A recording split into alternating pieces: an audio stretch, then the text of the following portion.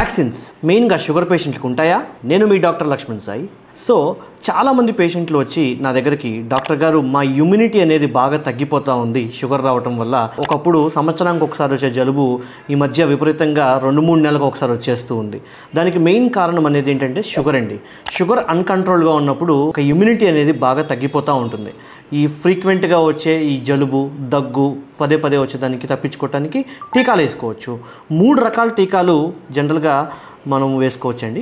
ఒకటి నెంబర్ 1 వచ్చే దాని పేరు ఇన్ఫ్లువాక్. మనం ప్రతి సంవత్సరం ఒకసారి వేసుకోవాలి. జనరల్గా ఆగస్ట్, సెప్టెంబర్ నెలల్లో కనుక వేసుకున్నట్టయితే మనకి యాంటీబాడీస్ ప్రొడ్యూస్ అయ్యి మనకి నవంబర్, డిసెంబర్ టైంకి మంచిగా వర్క్ చేస్తుంది.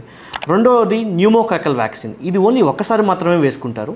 థర్డ్ది షింగిల్స్. మనం చూస్తూ ఉంటాం చాలామందికి ఒక భాగంలో మాత్రమే మంత్రం పొక్కులు అని పిలుచుకుంటారండి చాలా పల్లెటూరులో.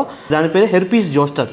సో ఇట్లాంటి ఒక చాలా బాధ కలిగించే వైరస్ ఏమన్నా ఉందంటే అది హెర్పీస్ జోస్టర్.